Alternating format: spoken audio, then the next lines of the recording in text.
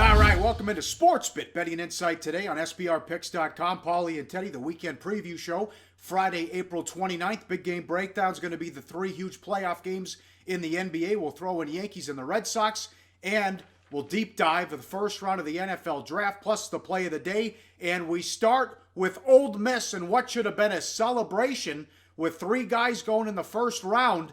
You had a gas mask, a bong hit, and he admitted to getting paid by a coach. Laramie Tunsil here. What the hell's going on? I mean, this was the amount of money this guy lost. As on Twitter 15 minutes before the draft, the video comes out of the bong hit. Then the Instagram's hacked with the admission going back and forth. Hey, can you help me out with some money to a coach? And the Ole Miss, they're going to be in trouble over this. They should be celebrating. Yeah, exactly. Ole Miss gets three guys in the first round, and all three guys see their draft stock fall. Yes. I mean, Treadwell, who at one point they were talking about him as being the first receiver selected. He ended up being the fourth receiver selected in the first round. And, of course, let's not forget what happened to their defensive stud, who also had some issues with bong hits. Didn't he have issues with bong hits at the bowl game? He fell out of the hotel, right, on the balcony. Yeah. He was supposed to be top number one or a top three pick, too. Yeah. But look, I mean, Miami might have gotten the best player in the draft. Yeah. I mean, Tunsil at one point was supposed to be number one, and at some point, you probably do roll the dice on this guy. But I got to ask you, Pauly. Yeah. I'm sure the answer is yes. You ever take bong hits from a gas mask? No, I have not. No. I'm sure you have. Come on, look at you. No. But here's the question, because I keep it real, the character concerns. In 2016, is smoking pot really? Does that make it you a character concern guy if you smoke pot? No, I'm glad you brought that up. That's ridiculous. And the fake outrage on social media after what happened and John Gruden losing his mind on ESPN. How about the thing that bothered me? How about the Ravens coming out? Well, once we saw the video, we took them off our draft board. Yeah, sure. Ray Lewis, Ray Rice, Cody, Suggs. I mean, give me a break with that. John Harbaugh, the day after the Ray Rice video came out, no problem. It's not going to be a distraction. It's business as usual. Okay, give me a break. But one thing, where's his agent doing this? I mean, he meets with the Miami media after, and he admits to taking money from a coach. The guy's up there sweating like Patrick Ewing. I mean, what's going on? Not to mention in the video, the Confederate flag's behind him. And boy, you must have pissed somebody off real bad to hit you not once but twice with that, leaking that and hacking your account. Oh, man. Yeah, I mean, the one good news for Tunsil is that, of course, if it doesn't work out for the Dolphins, he can still score some great shit on the South Beach street corners every night, you know. So. Oh, man. Oh, that was incredible. We'll never see that again in the NFL draft, and he's what everyone's talking about. A lot of bad beats. How about bookmakers? They're just going to have to take it with the Cubs. Here in Las Vegas at the Stratosphere, they went off 425, and Arrieta didn't even have his best stuff. No, I mean, that's the beauty of it. Arrieta on the hill against a bottom feeder. $4 price tag, $4.25 at the Stratosphere. This is going to be a bad beat situation for the bookmakers all summer. Remember, you can turn a winner into a loser with a point spread, okay? You can adjust a point spread enough that you can turn a winning bet into a losing bet. If -7 becomes -14 in an NFL game, for example, you know, it's possible to turn a winner into a loser. Mm-hmm. That can never happen with a money line. Doesn't matter how much you adjust up. So books that cater to public bettors, they only make their money when a team like the Cubs lose. And it doesn't look like it's going to happen all that much this summer. Cubs already with the best record in baseball. And man, Arrieta didn't have his best stuff. Yeah. And Chicago wins by 5 runs anyway. Yeah. Now the Braves come to town. Good luck with that. Another bad beat again with the bookmakers. It was all Atlanta money. Hawks went from 1 to 3, and they buried the Celtics and exorcised the Demons. Their first playoff win in Boston since 1988. Yeah, I mean, an incredible defensive effort from Atlanta. They blocked another 12 shots. The Celtics shot 36% for the game, but they only got up to 36 because of a fourth quarter flurry when the game was pretty much salted away. That being said, the Hawks still did their best to fall apart in the fourth quarter on the road. And in this instance, the 28-point cushion was too much to blow. Yeah. If it was an 18-point cushion, they might have lost that game the same way they lost Game 4. So, 12 block shots, 52 blocked shots in the series, but they didn't keep their foot on the pedal the whole way, and that's definitely a concern for me for Atlanta moving forward, even though was able to cash a ticket with the Hawks last night. How about the Nationals? You look at this photo. This was Papelbon when he was with the Phillies, but this time around, the Phillies had him by the balls. Yeah, really, pretty much. Dusty Baker gambled in a 0-0 tie to open the ninth. All right, it's 0-0, and you're the home team, right? So you're not getting a save situation from your closer. So do you put Papelbon in at the beginning of the inning? No, you put Felipe Rivera in. Of course, Rivera left with the bases loaded and nobody out, and Papelbon had to come in with 3 runners on instead of his normal no runners on situation. Cameron Rupp double, a David Lowe single, and lo and behold, all 3 runners cross home plate. Washington gets shut out again, and the Nats swept at home by the Phillies, -$2, -$2, -160 at open. There was a ton of Philly money in that ball game yesterday, and of course, plenty of under money in that game too. That was spot on as well in a game that went 0-0 into the ninth. Hard to back the Dodgers when the bullpen gets involved.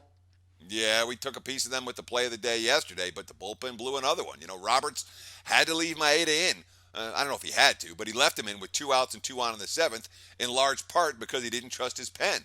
All right, he gives up the game-tying hit. Then Pedro Baez comes in, and boom, 2 more runs behind him, charged to Maeda, so his stats look worse. And then Baez gives up a dinger to Giancarlo in the 8th to make it look worse. That Dodgers bullpen's been a real problem area already, Paulie. But we've been talking about all these bad beats. What about a bad bet? Yeah, we tried to warn you about Buchholz. He's been awful, and he couldn't even shut down the Braves. He loses at home, and the Braves get him 5-3. And when Atlanta scoring 5 runs, and what they get 3 in the second off of Buchholz, they were hitting him hard. And anyone that the Braves are hitting hard is not a pitcher that is worthy of much support. Certainly not a pitcher that's worthy of the price tag Buchholz was being asked to lay on Thursday. Yep, back to the NFL draft and the deep dive play of the day up next. Big game weekend. We'll go through the 3 playoff games in the NBA and Yankees and the Red Sox on SportsBit. Betting and insight today. Back on SBRpicks.com. Time for big game breakdown. We start in the NBA. Heat and the Hornets. Hornets at home laying 2. 190.5 the total. And Miami got everything they wanted in Game 5. The crowd's into it. They have the lead late. Wade has the ball, and it blew up, and the end game execution was horrible out of Miami. Yeah, I mean, Miami didn't score in their last 5 possessions. Again, at home, with the ball in their superstars' hands. They went 0 for 4 from the field, no offensive rebounds, and they had the turnover on the 5th. Richardson twice took up the 3-pointers that they didn't want, but Wade couldn't beat his man. He kicked the ball out late in the shot clock, and that's a play that we're not used to seeing from Dwayne Wade. Certainly you wouldn't have seen that from him in most stages of his career. That's a concern for me for this one, because if Dwayne Wade can't get it done during crunch time for Miami, well, who else is gonna for that team? Wade is their go-to guy, and he's been so good. Obviously was not in that must-win situation of Game 5.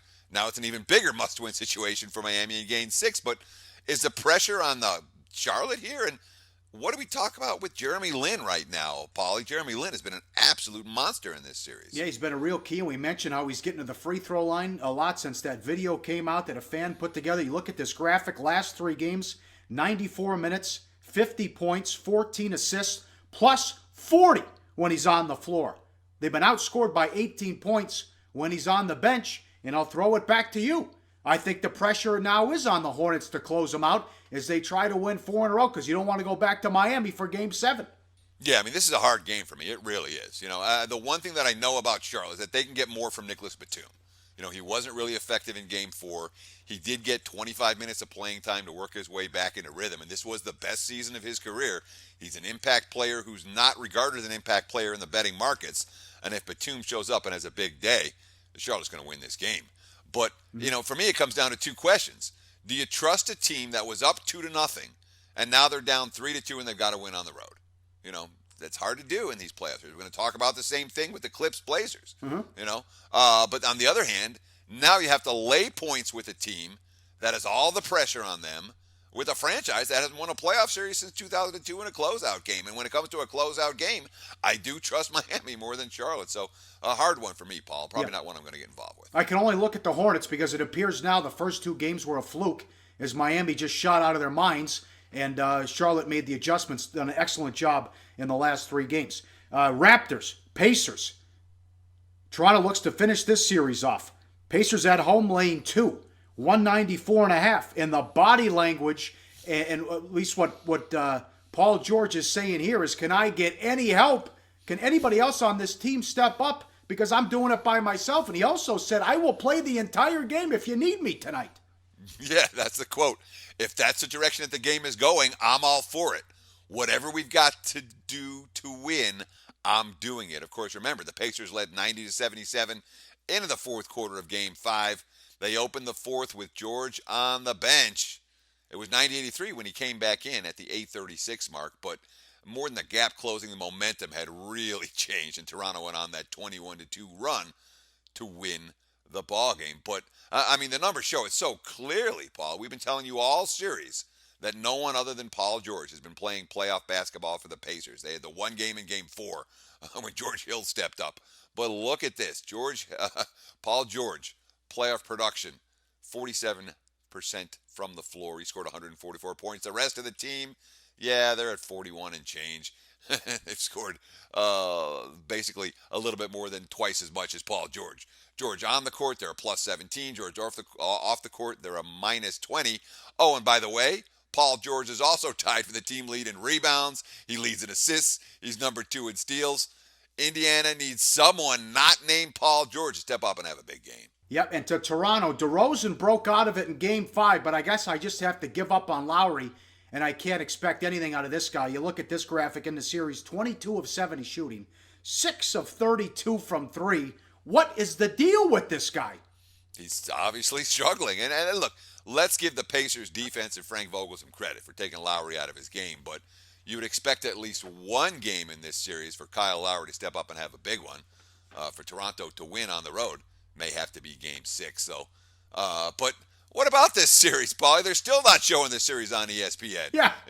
Only if it goes to Game 7 Yeah. will the series get any chance to get bad ratings on a major network instead of one of the minor ones. What a slap in the face. The game's on NBA TV and ESPN News tonight. How about that? Oh, man, you're right. It'll probably have to come down to a Game 7 so they get some love on the major networks. All right, Clippers and Blazers. Portland looks to close out the series, and you're going to have to pay a big price. If you 198 the total. A few days ago, Crawford's getting the 6th Man of the Year award, and now he's waving goodbye to the season. And as we mentioned, this guy is gassed. Oh, yeah, he sure was in game number 5. He played a season-high 44 and a half minutes of that contest. So season-high for a 36-year-old guy who's used to coming off the bench. He goes 6 for 23. He goes 1 of 5 on triples. And that's, on the heels of 4 of 15 from the floor and 1 of 4 from three-point range in Game 4, where he played 32 minutes of game time. So now this is his 3rd game in 5 days for a guy that's not used to carrying the load. I think he's gassed, but who can Doc Rivers turn to right now? Nothing. No one. No one. Pierce is done too. There's nothing he can do. Nothing. Well, Pierce has been done pretty much since the end of last year. But we got to talk about Mason Plumlee again, man. It's all Mason Plumlee's world right now. Yeah, the series changed when Plumlee became a facilitator, and a great coaching adjustment by Stotts. If you look at this graphic, the last 3 games, 94 minutes, 50 rebounds, 23 assists, plus 35. You got to be kidding me. And, Portland got off to that slow start, and then they ran out the Clippers in the second half, outscored them 63-48. This is quite the story. Yeah, Plumlee's rebounding, he's dishing, he's putting the ball on the floor, and basically he's outplayed DeAndre Jordan the last couple of games. But look, I had money on the Clips in Game 5. I'm not in any rush to get to the window on the Clips in Game 6. Plus 10 ain't going to get me to do it. But on the other hand, the Blazers were favored by 8 or more 5 times over the final 3 weeks of the regular season. They didn't cover any of them. All right. And they're laying those points to listen. Denver, Sacramento sitting starters. Philadelphia, Minnesota, Oklahoma City sitting everyone. Mm-hmm. So the question you have to ask yourself, are the Clips currently, are they Philadelphia? Are they Sacramento sitting starters? Portland won cover all year at minus 10 or higher. They beat the Lakers by 18 on January 23rd. Wow, great info there. One more. Baseball. Yankees, Red Sox, Tanaka, $1.20, 8.5 the total. 26-12 with a 3.14 ERA, over 300 innings now, and he's off to a good start this season. Where's the buzz with this guy? It baffles me, and Pineda gets the buzz. Tanaka doesn't. He's got as many strikeouts, almost as many strikeouts, 23 strikeouts, and compared to 24 base runners allowed this season. And of course, it's not just his success early in games. Look at this graph. We've been saying it all year. If you get to the seventh inning against the Yanks, you're screwed. You're down one, you're screwed. Betances and Miller between them, what are they giving up? Like one run all year?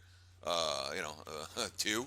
It's been ridiculous. And then on the other end of the equation, for the Red Sox, is Henry Owens ready, Pauly? I don't know.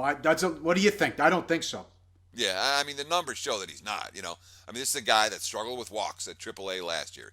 He had more than 4 walks per 9 innings and 122 innings pitched at AAA last year. He had 5 walks through 9 innings and 3 starts at AAA this season. He had 4 walks in 3 1/3 of his first Boston start. He threw 86 pitches, only lasted 3 1/3 innings at Houston.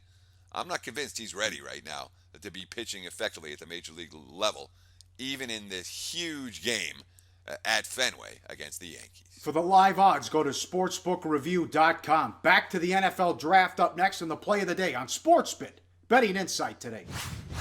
Wrapping it up, NFL draft on SportsBit Betting Insight today. Things we liked, things we didn't like. Let's start with the Cowboys. Jerry Jones really wanted Ezekiel Elliott. They couldn't talk him out of it. I thought the pick should have been Ramsey. Who takes a running back with the 4th pick, for Christ's sake? Well, last year you had Gurley and Gordon going in the first round. Gurley certainly had a good rookie year. Gordon, I don't know, is he a bust already? Maybe. But when you look at the history of NFL running backs in the first round, it's as ugly as it gets. Look at this. Trent Richardson, who was the one before Gurley and Gordon. Not good. Yeah. Mark Ingram, such a great college back. Nope, not a great NFL career, not even close. The year before that, you had C.J. Spiller, Ryan Matthews, Javid Best. They were all first rounders in 2010. Bust? Yeah. Yep. Nosha Marino. Remember Beanie Wells? Yep. Donald Brown? They were first rounders in 2009. I could go on and on and on. The history of first round running backs is a disaster. And to guarantee that kind of money at a position where, frankly, the players are interchangeable and disposable, well, that's why Dallas hasn't been to the Super Bowl in a long, long time. Jerry Jones got it right very early in his ownership era. And then the longer he's been there, the more GM decisions he's made. I'm not going to say the weaker the Cowboys have gotten, but they certainly haven't been playing at a Super Bowl caliber level. And this pick, in my mind, was a bad one. We'll be hard-pressed to beat our play of the day from Wednesday. We had Bosa drafted ahead of Jack minus 250. It went to $7. Bosa and then Jack didn't get drafted in the first round. Jack wasn't drafted, and Bosa went 3rd. Take that for you mock draft guys and media people. Everyone in San Diego was talking about, is it Ramsey? Is it going to be Stanley? Who are they going to take here? They knew they wanted Bosa from the get-go, and they kept that a secret. Nice job there by the Chargers as they get Bosa, and that was, it surprised a lot of people at number 3. Well, again, the mock drafts, everybody's throwing disinformation out there. Mm-hmm. Everybody. There's not a GM in the league who your mock draft gurus are talking to that's going to give them a straight shot. Say, oh, yeah, this is what we're actually thinking. This is what we're actually doing. Not one out there. It's stupid. You can't. You have to throw misinformation out there. So to see the mock drafts be pretty much wrong on every single draft pick for the entire first round, again, is not really that big of a surprise. Well, I was surprised that the Chargers leaked it to various media people that they were taking Stanley. I didn't understand that's smart. It. That's because what you do. I didn't think there was going to be interest in no one's going to move up and trade at number 3. So what? You say we're going to take Stanley, then you lie and take Bosa. I found that odd. Well, you don't know what Philadelphia is going to do with 2. If I'm a GM, all I do is lie in this situation. You lie to everyone. You lie. The guys are like, oh, I know who's going to take me. Of course, tell every kid, yeah, I'm going to get you at 7. If you're still there at 7, I'm grabbing you. You tell every media outlet, oh, yeah, we want so-and-so or so-and-so.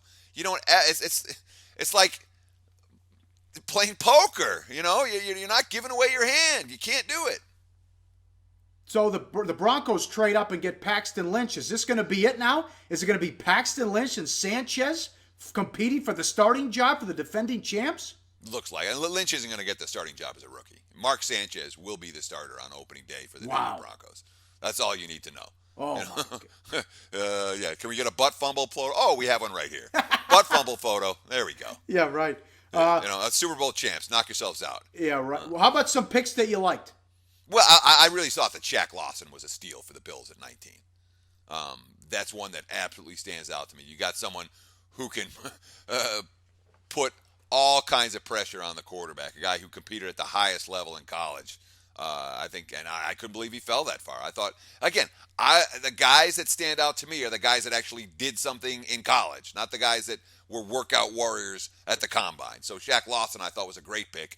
Maybe the best pick of them all. The Jags getting Jalen Ramsey at number 5. Yep. This is a guy that could have gone as high as number 1. A shutdown corner in the NFL is worth its weight in gold. And my Lord, is there a team that needed a shutdown corner more than Jacksonville? I don't think so. Gus Bradley gets a guy that he needs so bad. Maybe the next Richard Sherman in that defense. How about Coleman going to Cleveland at 15? Who's going to throw him the ball? Cleveland needs playmakers. That being said, it shocked me that they got the little guy. They got the speedy guy. I understand that Coleman with the ball in his hands is downright scary, and he's got the speed. But what is he, 5'9"? They don't have a when you have no quarterback, you want someone who's big. You can just chuck it up to here. Go grab it. Go grab it. Go grab it. And I'm not convinced that they got that guy. But it's Cleveland. They're going to do everything wrong always, Paulie. You can count on it. Doesn't matter what. The Browns can make the best trade in the draft, okay, which they probably did, in dealing away their top pick. And they're still going to screw up the picks that they make with the draft choices that they get. Watch. You'll see. I know. You're right. All right. Money time. Play of the day. Where are we going? Well, it's a game we talked about just a few minutes ago with the Yankees. Tanaka thrown 7 solid each of his last 2 starts. You know what happens when a Yankee starter goes 7? They ain't giving up nothing in the 8th, and they ain't giving up nothing in the 9th. Yankees minus $1.20 at Fenway? I think it's cheap, worthy of play of the day status. That's game number 917 for Friday night. All right, awesome. Huge night coming up. More of the NFL draft, 3 big playoff games in the NBA. We'll run everything down on Monday. Have a good weekend. We'll see you back here on SportsBit, Betting Insight today on SBRPicks.com.